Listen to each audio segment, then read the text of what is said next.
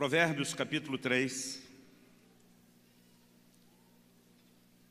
versículo 9 e 10. O texto diz assim: honra o Senhor com os teus bens e com as primícias de toda a tua renda, e se encherão fartamente os teus celeiros, e transbordarão de vinho os teus lagares. Eu queria que você virasse o vizinho ao seu lado, fizesse a melhor cara de crente que você puder, e fala para ele: honra o Senhor com os teus bens e com as primícias de toda a tua renda. Fala para ele: se encherão fartamente os teus celeiros e transbordarão de vinho os teus lagares. Para não fazer acepção de pessoas, vira para o outro vizinho. Vamos fazer a versão mais curta agora. Fala para ele: se você honrar o Senhor com os seus bens e com as primícias da sua renda, Deus vai te encher de provisão. Amém? Irmãos, eu creio na Bíblia toda, até na capa. Se tivesse algum versículo da Bíblia dizendo que eu poderia voar, você ia me ver com esse peso todo, correndo por aí, batendo os braços, esperando o cumprimento da promessa. Porque a palavra de Deus é real, a palavra de Deus é verdadeira. E ao nível de provisão, querido, que Deus está falando, eu não creio que o assunto aqui seja riqueza, mas provisão. Que não é apenas a gente viver com essa mentalidade que o brasileiro normalmente vive, de primeiro se endivida, depois corre atrás para ver como é que paga. O texto está falando de termos a provisão antes da necessidade de chegar. Celeiro cheio significava isso. Você tem a comida antes mesmo da necessidade de comer. Você tem a provisão da semente para continuar multiplicando aquilo, né? Os lagares transbordantes também falam dessa provisão intensa e abundante. Mas eu confesso que depois de tantos anos servindo a Deus, acompanhando de perto tanta gente, pregando para muita gente, muitas vezes o meu coração questionou, né, perguntando, dizendo a Deus: cadê essa dimensão de provisão que não está sendo vivida por todo mundo, não do jeito que foi falado aqui? Eu sei que se a palavra de Deus é a verdade, e nós temos certeza que é, amém? Muitas vezes, se nós não estamos vivendo aquilo que foi dito, querido, talvez a gente esteja equivocado sobre a forma como estamos praticando um princípio. O que eu quero compartilhar com vocês hoje é parte de uma correção que Deus tem trazido na minha vida nos últimos 12, talvez 13 anos. Eu comecei aos poucos a ser chacoalhado por Deus em relação a esse entendimento. Eu me lembro, quando morava ainda em Guarapuava, no interior do Paraná, durante muito tempo para mim como pastor, era difícil mexer nesse assunto de contribuição. Até porque eu não queria ser confundido, né, com alguns ministérios que lidavam de uma forma com a qual a gente não concordava em relação ao ensino sobre finanças. Havia, na época, muita gozação e provocação na mídia a respeito dos pastores falando sobre contribuição. E muitas vezes eu, como a maioria dos colegas, ficava um pouco acanhado, envergonhado. E durante muito tempo eu deixei de ensinar o que precisava nessa área, para justamente não correr aquele risco de receber nenhum tipo de rótulo. Eu brinco, teve uma época em que a gente não tinha esses púlpitos transparentes, eles normalmente eram de madeira, então só faltava o pastor esconder atrás dele na hora da oferta, dizer: os irmãos nos perdoem, mas infelizmente nós vamos ter que tirar o dízimo e a oferta, nós vamos fazer isso do jeito mais rápido possível, amém? Né? Porque havia um desconforto. Com o passar do tempo, algumas pessoas, alguns ministérios começaram a se conduzir de forma diferente. Até por amor a Deus e ao reino de Deus, que precisa de recursos, alguns começaram a dar a cara à tapa, né, e levantar e realmente pregar uma mensagem mais contundente sobre contribuição.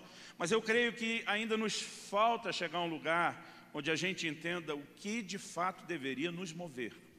Eu me lembro de pregadores pregando e chorando e dizendo: irmão, se você não contribuir, a porta da casa de Deus vai fechar e as almas vão para o inferno. E só faltava ele dizer: é a sua culpa, seu avarento, né? Então aqui já dava um choque na gente, a gente logo arrancava um dezão para salvar uma alma, né? E diz: vamos aliviar a consciência. Mas, irmão, deixa eu te dizer algo: a porta da casa de Deus não vai fechar.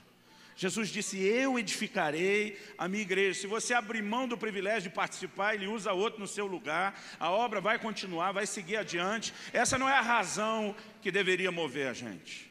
Eu sei que nós chegamos hoje quase a um extremo. Eu falei na última vez aqui, quando toquei no assunto do dízimo, que para muitos pregadores o dízimo virou uma espécie de título de capitalização. Você vai investindo, investindo e uma hora saca a bolada, aleluia, né? Mas a gente precisa enxergar além disso. E eu quero tentar compartilhar com você a origem de toda essa correção e esse trato de Deus comigo, que começou com essa palavra a respeito de honra. Eu lembro que nós estávamos diante de um desafio, tínhamos uma construção, um projeto da igreja, e não havia mais recursos para continuar. Numa decisão de uma reunião administrativa com a equipe pastoral, a gente chegou à conclusão, vamos ter que parar o projeto. Alguém disse, antes de decidir parar, não dá para lançar um último apelo para a igreja, ver se há alguma resposta. E a gente decidiu que faria isso. Naquele momento, o pastor sênior da nossa equipe perguntou, algum de vocês tem uma palavra de Deus nessa área que queira aproveitar e repartir? Eu já estava alguns meses ruminando algo, mas lutando com aquilo, porque nessa época eu não gostava mesmo de falar no assunto.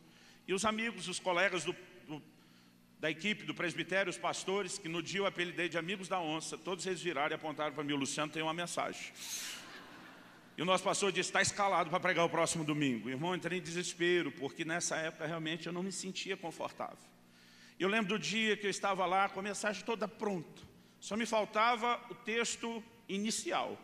Eu tinha assim todo o assunto e não tinha encontrado o texto, seria a minha base, minha referência. E eu sou cismado com essa coisa do versículo inicial.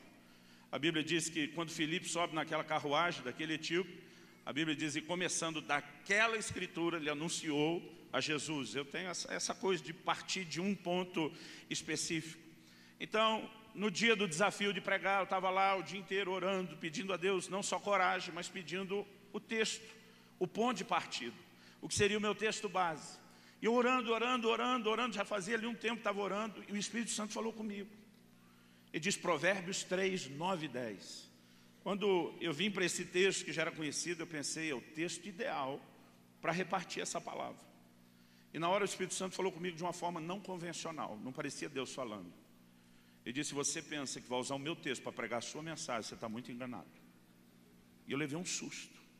Eu falei, eu estava pedindo um texto, você me deu um texto. Para que você me daria o texto? Ele diz, eu preciso corrigir você. Ele diz, por que você vai pregar essa mensagem hoje à noite? Eu falei, porque o Senhor quer que o seu povo aprenda. O Senhor diz, faz meses que eu queria que eles aprendessem, te dei a mensagem, você não teve coragem. Por que agora? Eu já entendi, irmão, Deus sabe todas as coisas, não tem como a gente burlar. Eu falei, negócio é o seguinte, a obra vai parar, a gente precisa de recurso. Mas não é para mim, é para você, já fui me defendendo. E Deus naquele dia falou, filho, você precisa enxergar que o propósito da contribuição é muito maior do que os projetos. E diz, eu quero que você enxergue algo nesse texto. E de repente a palavra honra saltou diante dos meus olhos. O Senhor perguntou ao meu coração o que é honrar. Eu sei que Ele não pergunta as coisas, saber a resposta, Ele sabe tudo. Ele quer fazer a gente pensar, então eu peguei um dicionário de português na hora. Abri no meu escritório e vi que o verbo honrar significa distinguir, fazer distinção, fazer diferença. E ele começou a falar comigo a respeito dessa questão da honra. E o que eu quero falar hoje sobre a contribuição, eu quero dar o nome de uma questão de honra. Mais do que qualquer outra coisa que eu e você possamos imaginar. Em qualquer nível de contribuição que Deus instituiu e que nós devemos praticar, a gente precisa enxergar isso. Já fazia um tempo que Deus vinha tentando me corrigir. Eu me lembro que em janeiro de 2000, eu estive ministrando em Gana, na África Ocidental. E eu me lembro a primeira vez que nós chegamos, já de cara no aeroporto, era a minha primeira vez na África, eu estava muito empolgado. Os irmãos pegaram a gente depois de quase 24 horas de viagem, com a escala comprida na Europa. Eu estava assim, doido para tomar um banho, para ir para uma cama. E eles pegaram a gente e disseram, nós vamos levar vocês para uma vigília. E eu, aleluia, sem toda aquela empolgação. Mas quando chegamos na vigília, pensa num cara que ficou animado, fui eu. Aquele povo todo vestido a caráter, cantando não só no inglês, que é a língua oficial do país, mas em vários dialetos. Aquilo estava uma festa. E aquele povo, além de adorar, orando muito. Eles têm uma pegada de oração muito intensa. Mas, de repente, no meio da vigília, alguém parou e levantou uma oferta. Eu nunca tinha visto uma oferta numa vigília. Eu tinha acabado de chegar, abri a carteira, peguei a maior nota. Eu não fazia ideia de quanto era o valor do que eu estava dando. Porque a gente tinha feito a conversão aqui do real para o dólar, do dólar para o CEDI, que é a moeda deles. Mas dei assim, a maior oferta que eu achei que eu podia dar. No dia, isso era uma quarta-feira, no dia seguinte, a quinta, nós fomos para o que supostamente seria só uma reunião de treinamento. Quando chegamos lá, oferta. eu já dei um pouco menos. Na sexta-feira, outro dia de manhã, uma reunião só com pastores. Achei que os pastores eram isentos, que é nada, oferta. E assim foi até o domingo. Quando chegou o culto do domingo, irmãos, eles levantaram 4 ofertas diferentes. E quando terminou o culto, eu já não estava mais tão crente. Às vezes a gente parece estar pregado na cruz com velcro, né? Que é fácil sair. E eu peguei um dos pastores da equipe e falei, amigão, vem cá, vamos conversar. Eu falei, você já esteve lá no Brasil com o seu pastor. Eu falei, nós somos terceiro mundo, mas com todo respeito, somos terceiro mundo melhorzinho que vocês. Nossa condição está um pouco melhor. Eu falei, por que você está falando isso? É porque na época a gente só contribuía na reunião de domingo, em nenhuma outra. Eu falei, cara, lá no Brasil a gente tem uma condição melhor do que vocês, oferta uma vez por semana. Aqui vocês, tudo quanto é reunião, não precisa ser culto, pode ser oração, né? Pode ser treinamento, vocês levantam oferta. Chega o domingo, 4 ofertas. Eu falei, quem é que aguenta isso? Eu falei, acabei de chegar, eu estou quase quebrado, falido. Ele olhou para mim com a cara de espanto e fez aquele gesto universal, que não depende da língua que você fala, para entender a desaprovação. Quando o cara balança a cabeça, faz... Ele olhou para mim e falou, você acha que nós levantamos oferta toda a reunião, porque nós queremos arrecadar mais? Eu olhei para ele e falei, se não fosse por isso, seria por quê? Ele olhou para mim e falou, desde a velha aliança, Deus instituiu um princípio, ninguém compareça perante mim de mãos vazias. Ele diz, nós não estamos tentando tirar recurso do povo.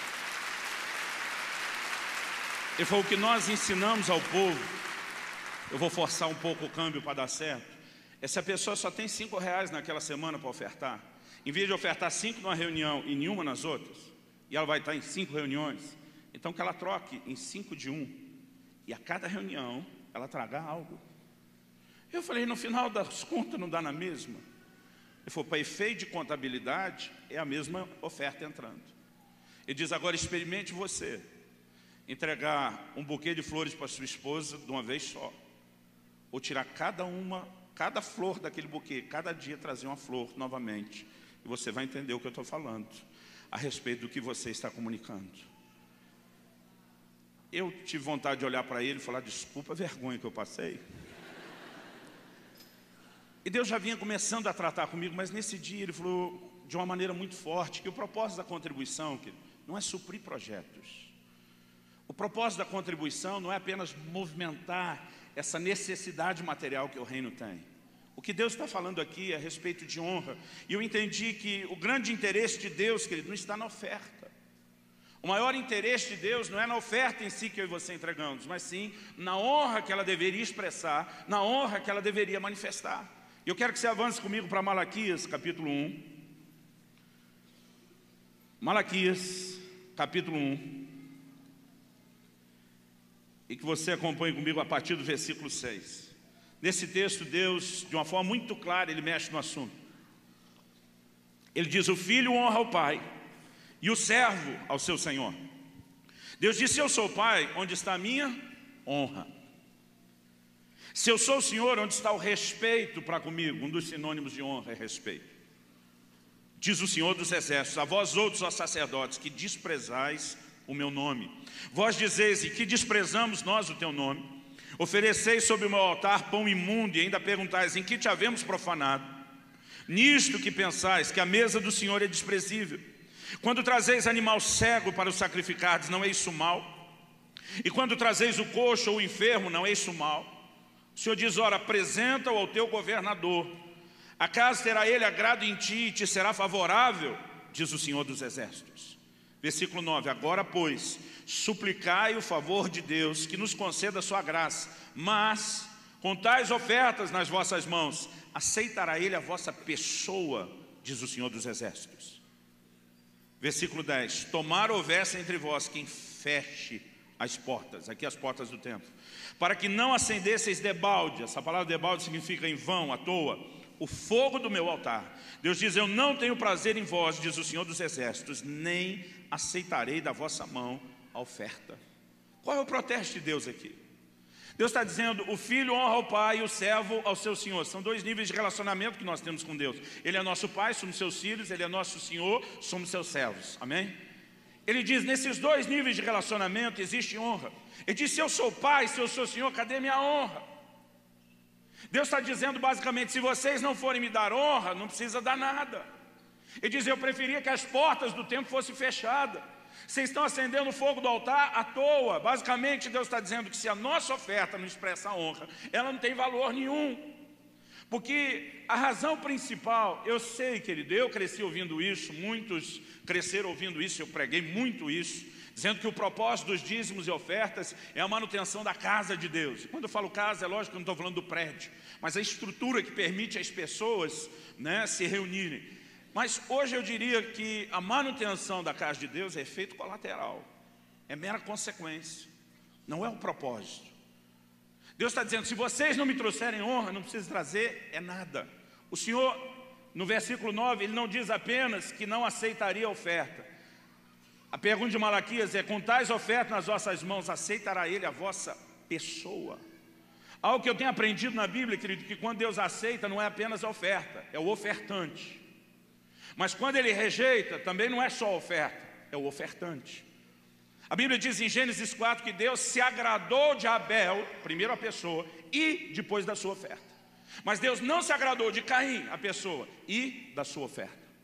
Aliás, quando você olha para a forma como Deus lida com isso, é evidente que Deus não está atrás da contribuição. Se o que Deus quisesse fosse simplesmente a oferta, então qualquer oferta deveria agradá-lo. Mas o fato de Deus rejeitar algumas ofertas, é porque para Deus, querido, nós temos que fazer, e eu bato muito nessa tecla, não adianta apenas fazer a coisa certa. A gente precisa fazer a coisa certa do jeito certo. Você pode falar isso para o vizinho ao seu lado? Fala, nós temos que fazer a coisa certa do jeito certo. Se Deus permitir, eu vou falar um pouco sobre esse assunto um pouco mais à noite. Mas o que Deus fala para Caim? Se procederes bem, Gênesis 4:7, não é certo que serás aceito. Então Deus estava dizendo, o seu problema não é o que você fez, é o jeito que você fez. Se qualquer oferta para Deus servisse, então Ananias e Safira não precisariam ter sido julgados. Mas o interesse de Deus, querido, não está na oferta, mas na honra que ela comunica ou deveria comunicar. Eu me lembro de um dia lendo Gênesis 22, Deus quando pede para Abraão entregar o filho, chega a dar dó do velhinho, porque Deus diz assim, eu quero que você me ofereça seu filho. Aí Deus reforça, seu único filho, o filho a quem você ama. Eu às vezes lendo e dizia, Deus precisava tudo isso? Só de pedir o filho já não ia dar trabalho bastante? E por fim Abraão, esse homem de fé, vai. Na hora que ele está disposto a descer o cutelo do menino, uma voz brada do céu e diz, não faça isso. Eu tento ler cada história bíblica me colocando lá dentro. E obviamente, como meu temperamento é diferente, imagino que a minha reação talvez teria sido diferente da de Abraão. Eu acho que eu teria gritado, bradado de volta, se decida, o senhor quer ou não quer o menino? Eu acho que se eu fizesse isso, Deus teria bradado de volta, eu nunca quis o menino. Eu queria a sua disposição de entregar algo. O interesse de Deus, querido, nunca está na oferta em si, mas naquilo que ela deveria comunicar. As nossas ofertas, elas têm uma linguagem, elas precisam falar algo. E eu acredito que essa mensagem de honra é algo que Deus está cobrando, e a gente precisa entender de fato o que Ele quer, porque se não for para oferecer honra, Deus está dizendo que a gente não precisa oferecer nada. A palavra de Deus fala que Jesus se coloca diante do gasofilácio no templo. E o texto diz que ele estava ali para observar como. Marcos 12, de 41 a 44, se você estiver anotando. O texto diz que Jesus se assentou diante do gasofilácio para observar como as pessoas ofertavam. O texto não diz que ele sentou para observar quanto. Porque o que chama a atenção de Deus, que ele nunca é o quanto. Até porque o quanto é relativo. 50 reais para um pode ser troco, para outro pode ser a comida da semana toda. Jesus sentou para ver o como fariam. E o texto diz que uma mulher, uma viúva pobre, que deu 2 moedinhas, que juntos, depois de fazer o câmbio, somavam um quadrante, a menor moeda do Império Romano, ela chamou mais a atenção de Jesus do que os ricos, que deram muito. Agora, por que ela chamou mais a atenção? Jesus disse que os ricos davam do que lhes sobrava, mas a mulher deu todo o seu sustento. O que a pessoa está empenhando e comunicando na declaração do que ela entrega, para Deus faz toda a diferença. Eu comecei a me questionar, por que Deus pediria honra? Deus não é carente, Deus não tem nenhum problema de autoestima, Ele não precisa de autoafirmação. Alguns estudiosos dizem que um dos significados do nome El Shaddai não seria só o Todo-Poderoso, mas o Deus que é mais do que suficiente. Ele é absoluto, completo em si. Deus não precisa de honra. Por que Ele nos pediu honra? Porque isso tem muito a ver com algo que precisa acontecer dentro de mim e dentro de você. Entender essa questão de honra é uma chave. E eu diria uma chave muito, muito importante, não só na contribuição, mas na relação com Deus. Interessante que há muitas formas de honrar o Senhor. Jesus, citando o profeta Isaías, diz: esse povo me honra com os lábios, mas o coração está longe de mim. O problema não era honrar com o lábio, era que os lábios estavam desconectados do coração. Há uma honra com os lábios. O livro de Hebreus fala do fruto, de sacrifício de louvor, que são o fruto de lábios que confessam seu nome. Agora, Deus está pedindo uma honra específica, numa área específica. Ele diz: eu quero que vocês me honrem com os bens, eu quero que vocês me honrem com as primícias da renda. Porque Deus mexeu nesse assunto?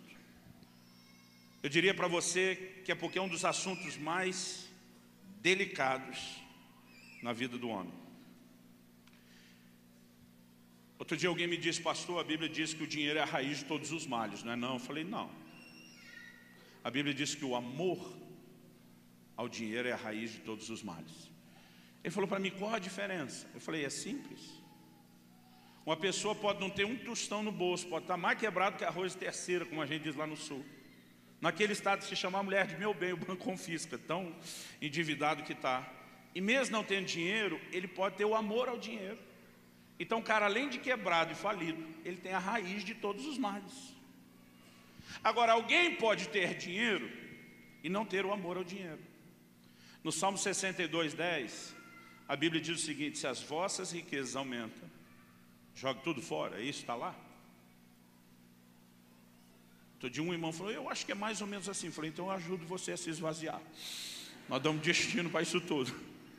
O texto diz: se as vossas riquezas aumentam, não ponhais nelas o coração. Eu creio, querido, que o problema, e eu quero citar aqui uma frase que eu li num dos livros de Kenneth Hagin há muito tempo. Ele diz: o problema não é o crente ter dinheiro, o problema é quando o dinheiro tem o crente. Aí a confusão está feita. No entanto, apesar de o dinheiro em si não ser o problema, a relação com ele é algo delicado, é algo sensível. Paulo diz lá em 1 Timóteo 6, não apenas que o amor ao dinheiro é a raiz de todos os males, mas ele fala que alguns nessa cobiça se desviaram da fé, traspassaram-se a si mesmos com muitas dores. Então nós não podemos negar que essa área de relacionamento do ser humano com o dinheiro é algo delicado, é uma zona de risco. Embora o problema em si não seja o dinheiro, a maneira de relacionar é que apresenta o problema. E quando você começa a olhar por essa perspectiva, o ensino de Jesus em algumas áreas, talvez vai fazer bem mais sentido. A única coisa na Bíblia chamada de um Senhor, concorrendo com o senhorio de Deus no nosso coração, é a relação errada do cristão com as riquezas. Jesus disse: não podeis servir a dois senhores, Mateus 6:24. Não podeis servir a Deus e às riquezas. A única coisa chamada de um Senhor, concorrendo com o senhorio de Deus no coração do homem. Na parábola do semeador, Jesus fala que uma das sementes caiu entre espinhos e que os espinhos cresceram e sufocaram a palavra, a semente. Na hora de interpretar para os discípulos, Jesus fala que a semente é a palavra e os espinhos são os cuidados do mundo e a sedução das riquezas. Pensa numa área que tem o poder de sufocar a ação da palavra de Deus na vida de um cristão. Se ele não tiver o devido cuidado, é justamente uma forma errada de relacionar com aquilo que é material. Em Colossenses 3:5, o apóstolo Paulo diz que a avareza é idolatria. Todo cristão que é apegado demais ao que é material, ele tem um ídolo, ele tem um falso Deus na sua vida. Então quando Deus diz: eu quero que vocês me honrem, e lembrando que honrar é distinguir, é fazer distinção, Deus está dizendo: eu quero na vida de vocês estar acima do dinheiro, de qualquer bem ou de qualquer valor material. Essa distinção que Deus pede, querido, é muito mais por causa de nós do que por causa dele. Durante muito tempo eu dizia: Deus, eu não entendo essa lei de dar e receber. Por que que ao dar eu recebo mais? E muitas vezes para mim, a motivação que me levava a contribuir era egoísta. Então se o caminho para receber é dar, vamos dar para ganhar mais. Mas na verdade, querido, eu creio que Deus não está propondo uma barganha e uma troca.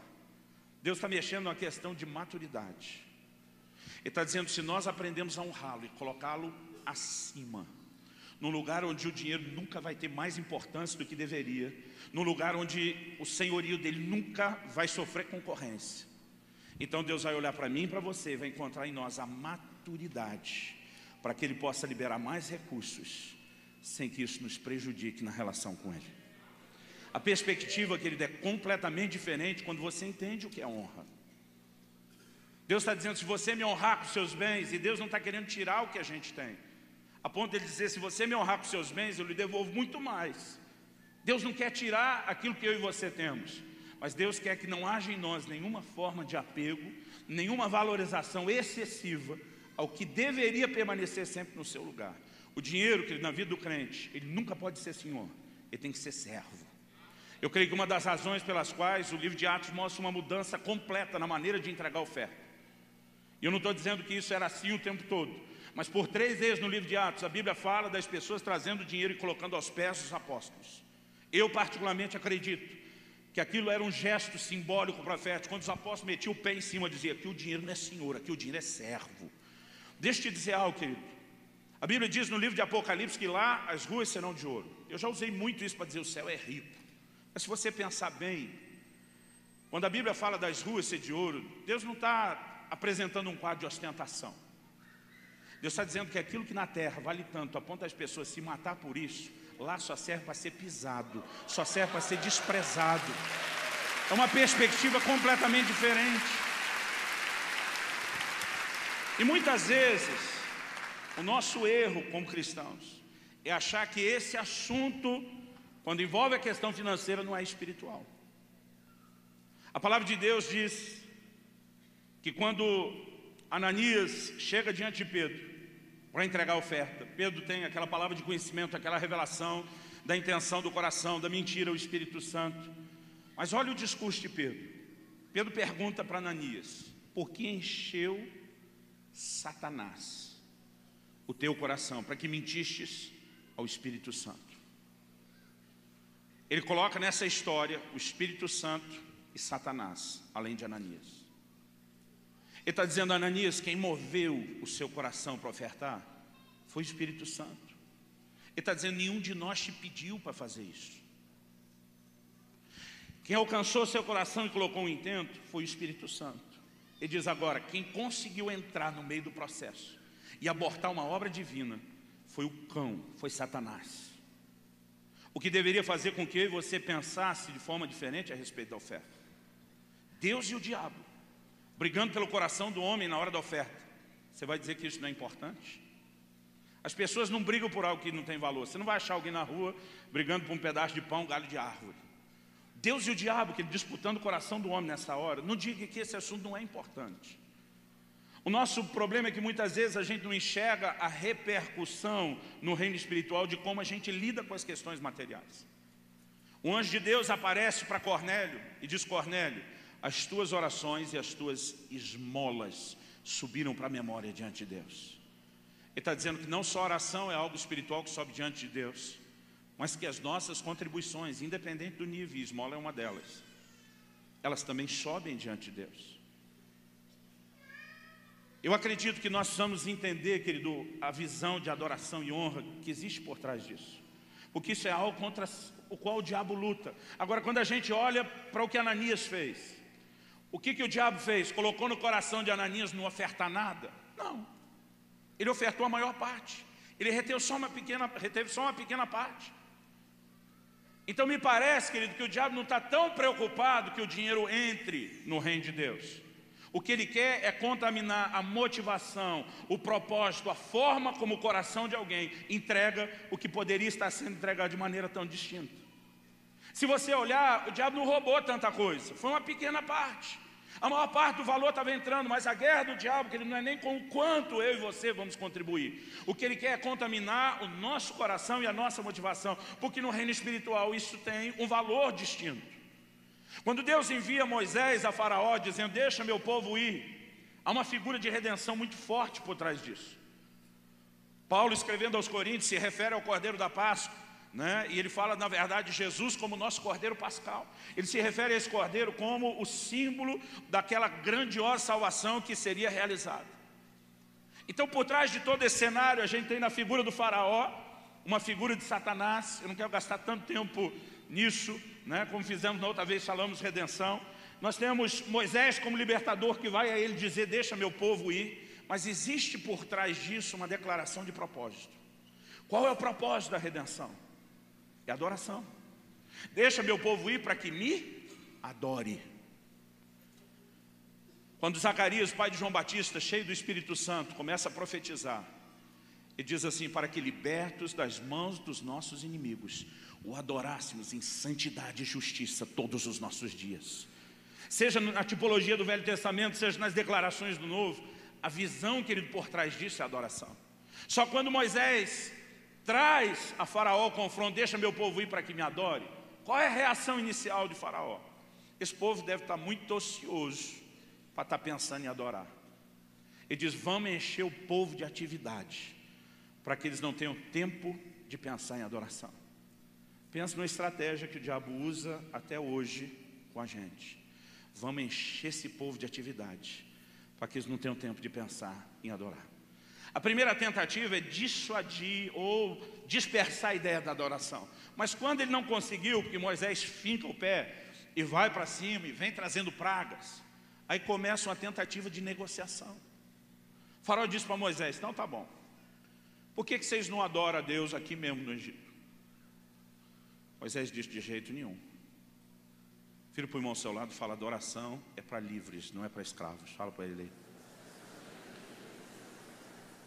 Ele falou, nós não vamos ficar no Egito. E vem praga. O faraó disse, então tá bom, pode sair do Egito. Ele disse, só não vai muito longe.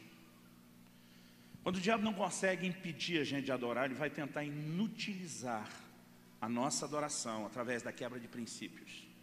Irmão, viver no Egito, como muito crente tem optado por viver uma vida mundana, anula a sua adoração. Alguns até saíram do Egito, mas não vão longe, não rompe, não quebra os vínculos, estão sempre por perto. Estevão, na pregação dele, fala de alguns que no seu coração voltaram ao Egito. Vive com saudades. Moisés diz, não é nem no Egito nem por perto, nós vamos para longe daqui. Ele diz, então tá bom, concordo. Mas quem que vai? Moisés diz, vai todo mundo. Ele diz, não, os homens podem ir, as mulheres e crianças ficam. Deixa eu te dizer algo, querido, quando o diabo não consegue mais te prender no terreno da falta de consagração, ele vai tentar prender a sua casa, a sua família. Moisés bate o pé, vai todo mundo, vem praga. O faraó diz, então tá bom, não precisa ser no Egito nem por perto, pode ir tudo a sua família. Mas ele diz assim, mas os rebanhos ficam. Quando ele diz isso, Moisés diz o quê? Como iríamos nós e não sacrificaríamos ao Senhor nosso Deus? Agora eu quero que você pense comigo. Se esse assunto de adorar a Deus com os bens não é importante, irmão, vamos aplicar a lógica em cima da tipologia bíblica. O diabo está dizendo, eu até abro mão de bagunçar sua vida de consagração e te manter no mundo ou por perto, não incomodo mais a sua família, desde que eu consiga de alguma forma atrapalhar a sua adoração a Deus com os bens. Essa parece ser a última carta na manga que o diabo tem para tentar inutilizar a nossa verdadeira adoração a Deus. E sabe, querido, essas verdades têm que ser resgatadas. O entendimento disso precisa voltar. O que importa não é tanto aquilo que é feito com a oferta, mas eu acredito que o que realmente importa, querido, é a atitude do nosso coração. E quando a gente olha para esse texto de Malaquias, eu quero que você volte lá comigo, Malaquias capítulo 1, eu fico me perguntando o que levou os judeus dessa época a começar a trazer aquele tipo de animal. O Senhor diz, apresenta isso ao teu governador. Desde aquela época já se fazia média com o governante. Ele diz, vamos ver se ele vai se agradar disso. Agora Deus está dizendo, se não ofereceria isso para o governador, ele vai trazer para mim. Há um padrão que Deus estabeleceu desde a velha aliança, através de Moisés, que o animal do sacrifício, ele não poderia ter defeito. Vira para o irmão ao seu lado e fala, para Deus, a gente faz sempre o melhor. Agora, eu olho para esse texto e fico me perguntando o que levava esse povo, que nós não estamos falando de um bando de desviado que não queria ofertar, é gente que ainda estava adorando, é gente que ainda estava indo ofertar, mas por que razão essas pessoas estavam entregando o pior em vez do melhor animal para Deus? Eu vou entrar agora no terreno da suposição. Eu fico me colocando no lugar de alguns daqueles judeus que pensavam, o que será feito da oferta? O sacrifício, irmão, virava churrasco. O altar do holocausto é na churrasqueira, com grelha e tudo. O que faz, às vezes, alguns ministros invejar os sacerdotes da velha aliança. Comiam um churrasquinho de carneiro todo dia. Eu acho que o camarada ficava pensando, vai virar churrasco mesmo. Deus não descia pegar o animal e levar para ele. Aquilo virava churrasco. E quando você come um churrasco, muitas vezes, não importa a forma como o animal que cedeu aquela carne estava. Imagina um criador que tem um bichinho cego e um outro perfeito. Ele pensa, esse perfeito vai dar um preço bom lá no mercado, esse ceguinho ninguém quer. Por outro lado, tem que entregar algo para Deus. Esse aqui está até cego, mas vai virar churrasco mesmo. O problema é que muitos de nós começamos a tratar a importância da oferta relacionado com aquilo para o qual ela serve. E o propósito da oferta é muito maior do que aquilo que será feito com ela. O que será feito com ela, eu repito, é efeito colateral, é mera consequência. Quando alguém entrega o melhor para Deus, o importante, querido, não é o que estão fazendo com ela, é o que você está declarando ao entregar o melhor para Deus. Para Deus é exatamente isso que conta. Tenta imaginar diante de você um suculento bife de picanha. Aleluia. Alguém diz pregação de gordo, sempre tem exemplo de comida. Gira, gira e acaba nisso. Principalmente quando é perto do almoço. Agora imagine você cortando um pedaço dessa picanha, colocando na boca. Aleluia. Alguns estão tendo até uma visão agora, né? Aí você diz que picanha maravilhosa. Aí você solta o comentário, pena que o bichinho era cego. Irmão, faz diferença se o bichinho era cego? Vai mudar o gosto da picanha? Vai não. Mas naquele dia que Deus começou a me corrigir, me confrontar, Ele me disse, o seu problema é que você decidiu pregar sobre oferta hoje só para levantar uma oferta para a construção. Eu falei para Deus, mas o projeto é seu, não é meu. Ele diz, ainda assim, você está me roubando ao não ensinar o povo a me adorar com os bens. E você está roubando deles o resultado que eles poderiam ter se entendesse o que é essa adoração e a forma dela ser praticada. Naquele dia, quando eu li Deus dizendo, eu prefiro que vocês fechem a porta do templo, Ele basicamente estava dizendo, ou vocês entregam honra, ou melhor não entregar nada. E na minha cabeça, naquele momento, querido, eu quero que você entenda que eu estou ali pensando não só como pregador, alimentador do rebanho, mas como empreendedor, como administrador. Tem muita gente que não faz ideia do custo que existe por trás de uma estrutura. E dentro de mim eu queria protestar e dizer, não, Deus, mesmo se ele não estiver empolgado, deixa ele contribuir para a gente pagar as contas. A Bíblia diz que ninguém deve contribuir por constrangimento, nem por necessidade, uma versão diz com tristeza. A Bíblia diz, porque Deus ama o que dá com alegria. A forma como nós fazemos, querido, ela define toda a diferença. Eu estava no meio dessa luta de porque faz como faz. E Deus me levou a Marcos capítulo 14, eu quero que você abra lá. Nós já estamos começando a encerrar. É uma conversa que a gente usa para despistar. Marcos capítulo 14, a partir do versículo 3.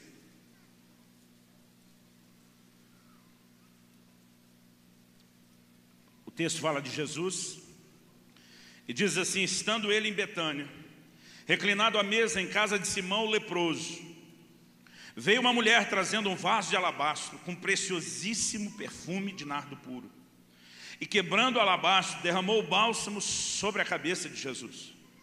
Indignaram-se alguns entre si e diziam, para que esse desperdício de bálsamo? Porque esse perfume poderia ser vendido por mais de 300 denários e dar-se aos pobres. E murmuravam contra ela. Mas Jesus disse, deixai-a, por que a molestais? Ela praticou uma boa ação para comigo, porque os pobres sempre os tendes convosco, que quando quiserdes podeis fazer-lhes o bem, mas a mim nem sempre me tendes. Ela fez o que pôde, antecipou-se a ungir-me para a sepultura. Em verdade vos digo, onde for pregado em todo o mundo o evangelho, Será também contado o que ela fez para a memória sua. Mas o que Jesus fala sobre essa mulher Maria de Betânia é algo extraordinário. Em primeiro lugar, eu acho que a gente tem que pensar que o que a gente mais falou na última década, o maior exemplo, o ícone bíblico de adoração extravagante, ele não está necessariamente ligado com a música, mas com uma oferta. E o interessante é que quando a gente entende a questão de honra, porque Deus disse, se você me honrar com os seus bens, eu vou encher os seus celeiros, eu vou fazer transbordar os seus lagares.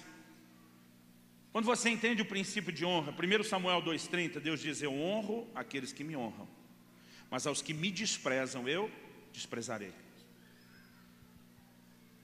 Toda a honra, querido, que você dá a Deus, ela volta na forma de honra. Mas todo desprezo ou falta de honra vai ter exatamente o mesmo retorno. É uma lei de reciprocidade. Agora, se Jesus honrou essa mulher, vamos pensar no que diz no versículo 9. Ele diz, em todo mundo.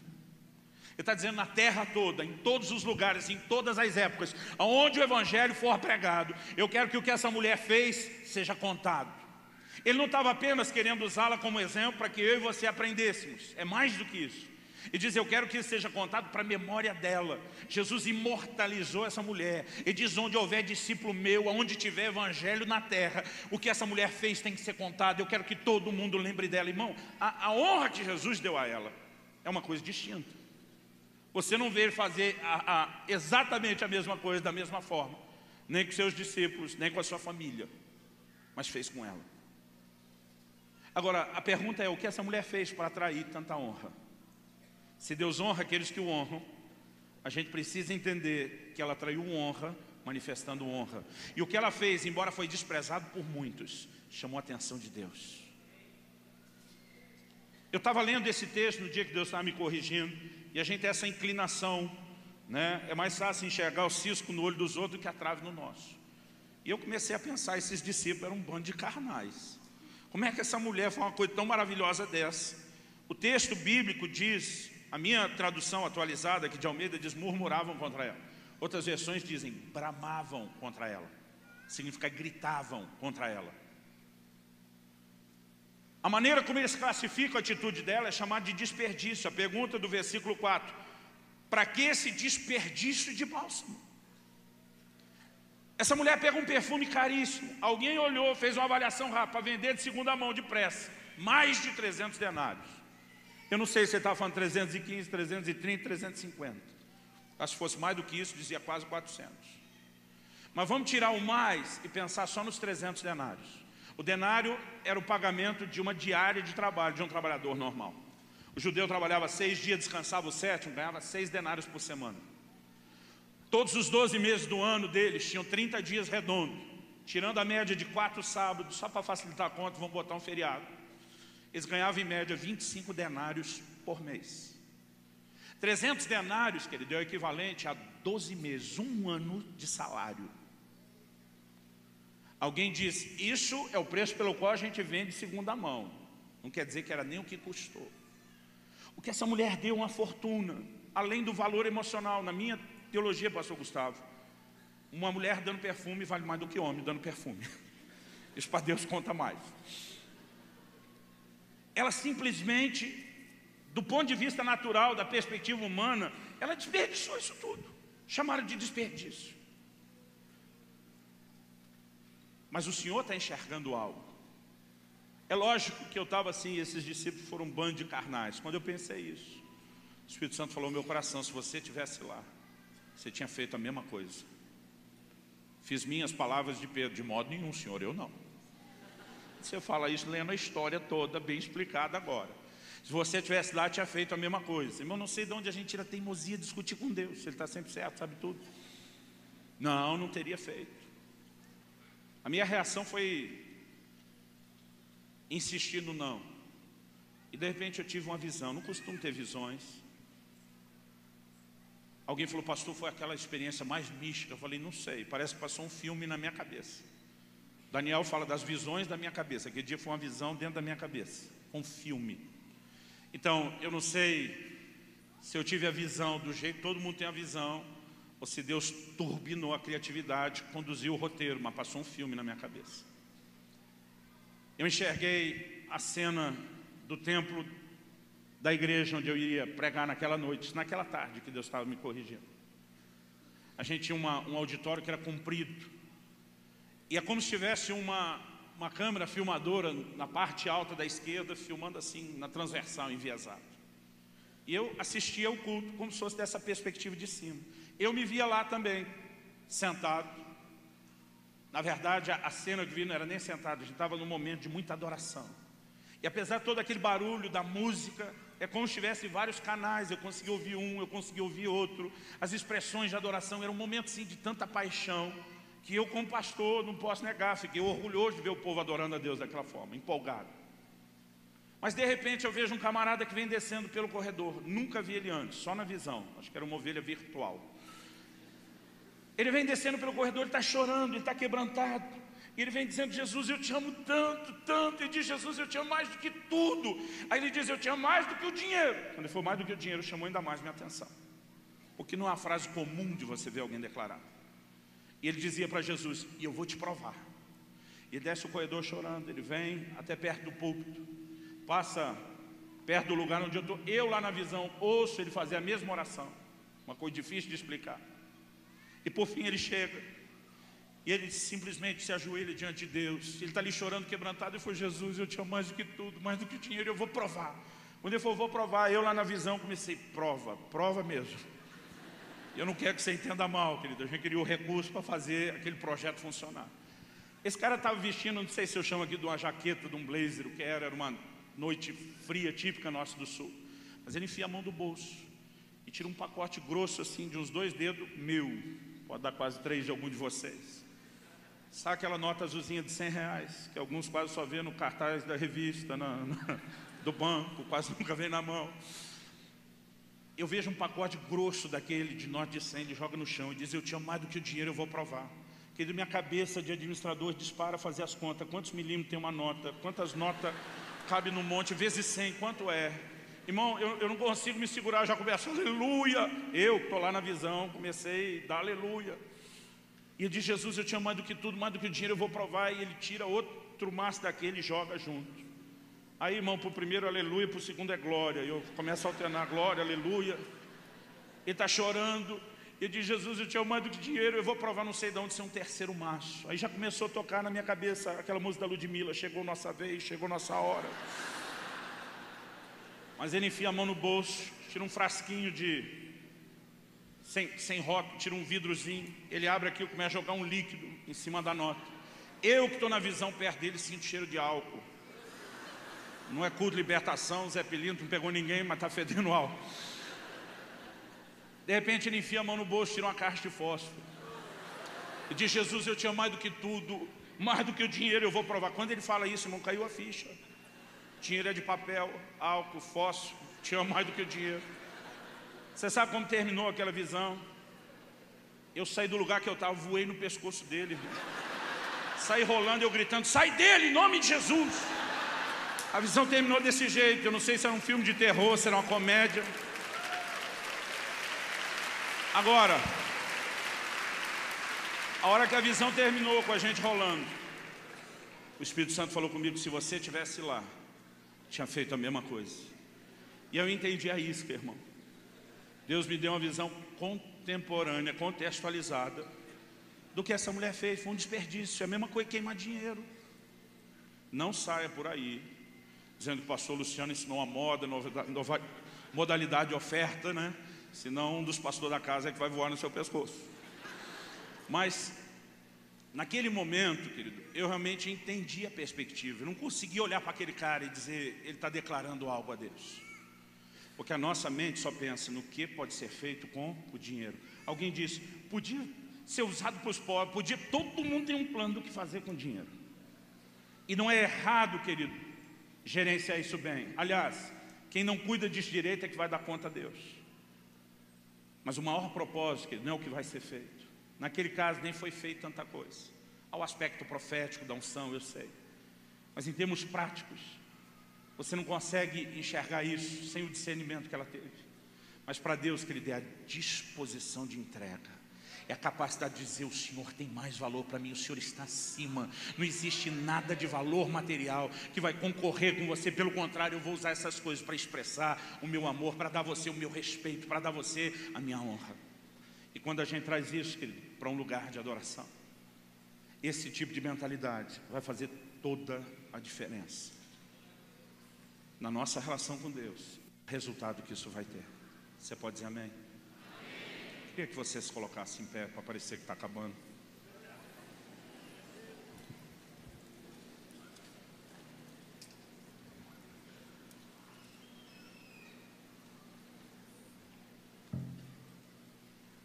Essa questão da relação do cristão com Deus e o dinheiro não é um assunto sem importância. Alguns estudiosos dizem que nós temos mais de 2.300 versículos na Bíblia que trata da questão de dinheiro, bens e posses. Para você ter uma ideia, fazer um comparativo, Howard Dayton, no livro Seu Dinheiro, ele diz: se você juntar os versículos da Bíblia que fala sobre oração e fé, quantos creem que oração e fé é algo importante? Ele diz: se você juntar os versículos que tratam dessas duas áreas, você não chega em 500 versículos. Mas sobre bens, dinheiro, posses, são mais de 2.300. Alguns estão falando 2.350. Em quase metade das suas parábolas, Jesus abordou a questão de dinheiro, bens e posses. A Bíblia fala mais de dinheiro quase, querido, do que salvação. Fica ali, ó. A gente não pode olhar para isso e dizer que é um assunto sem importância. A gente também não pode olhar para a contribuição e achar que isso é apenas Deus dividindo as cotas de responsabilidade, o que cada um de nós tem que fazer para dar manutenção aos projetos. Há um lugar, querido, onde a igreja vai entender o que é a verdadeira adoração, o verdadeiro coração por trás disso. E eu não estou falando, querido, do valor da oferta.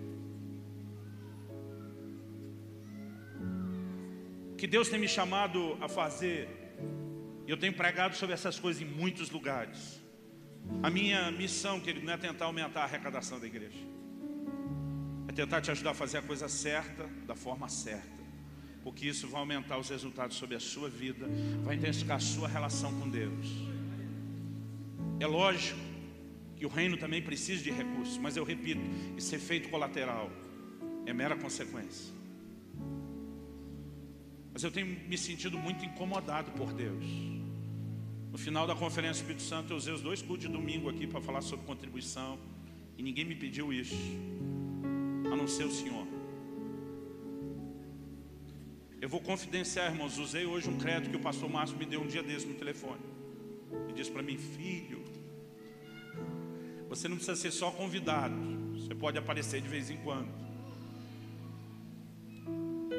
Eu não tive tanta cara de pau para entrar em contato direto. Eu pedi para um irmão me ajudar, mas eu falei: desde que eu saí daí em junho, eu estou o tempo todo debaixo de um incômodo de falar um pouco mais sobre essa questão.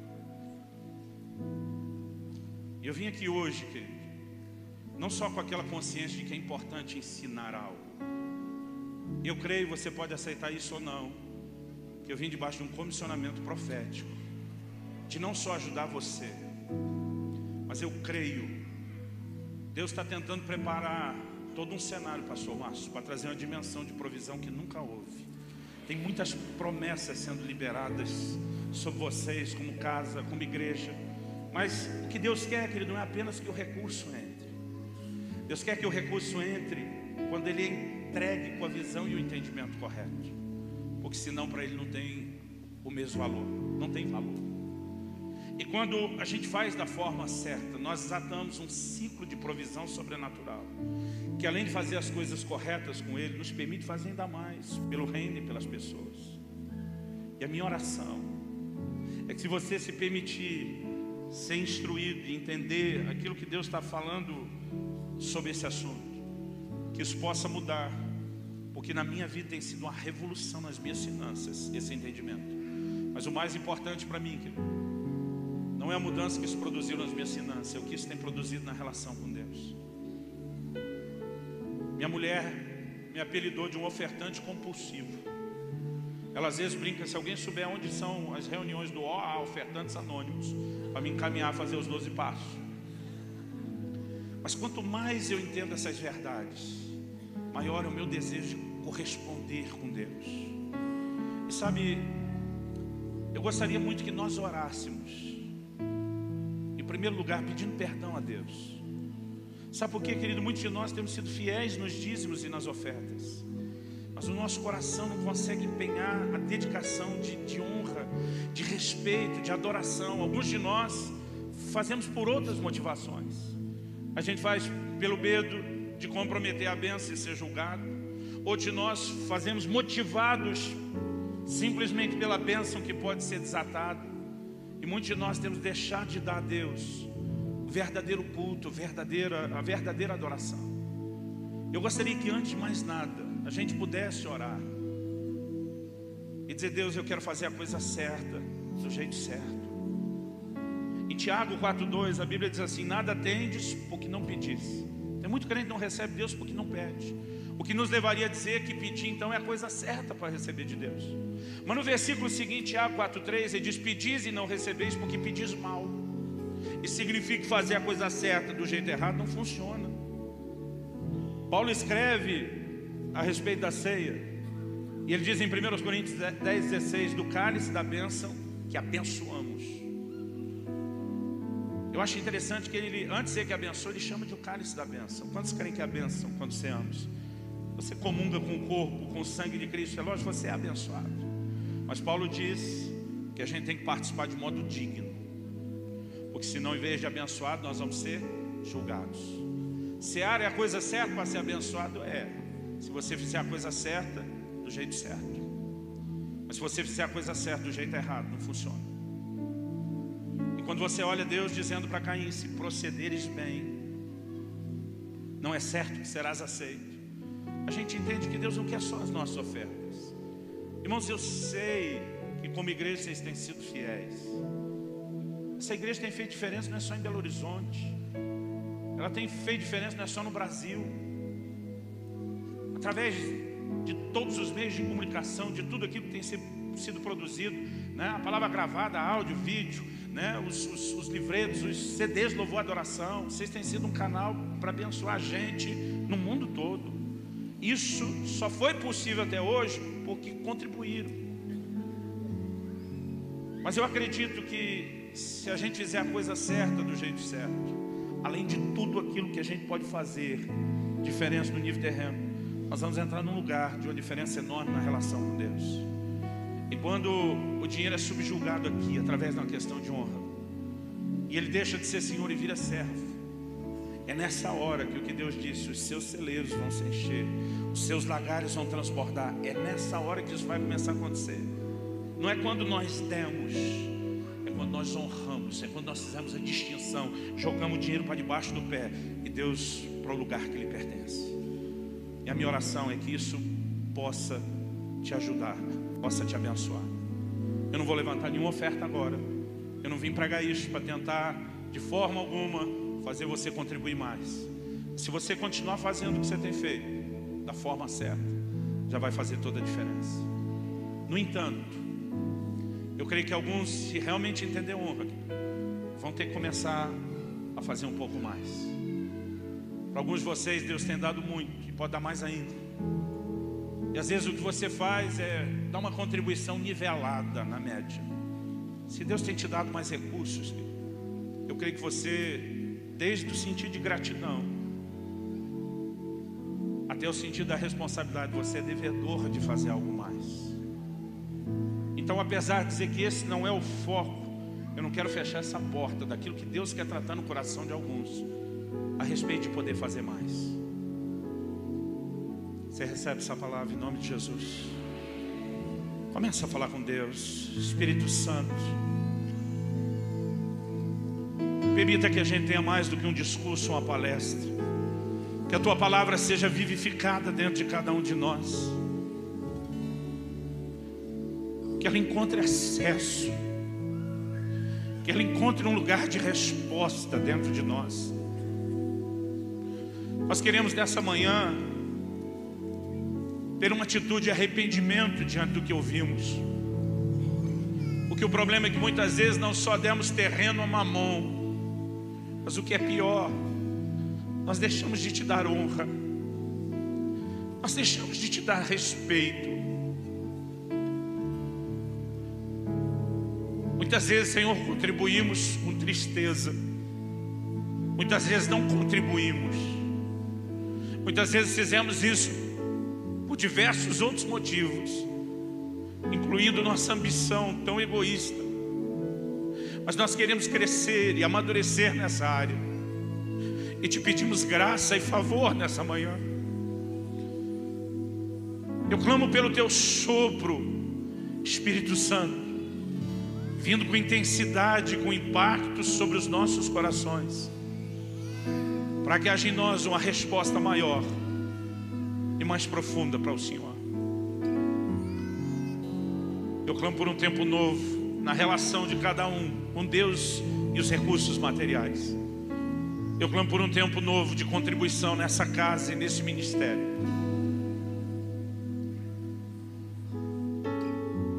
Em nome do Senhor Jesus.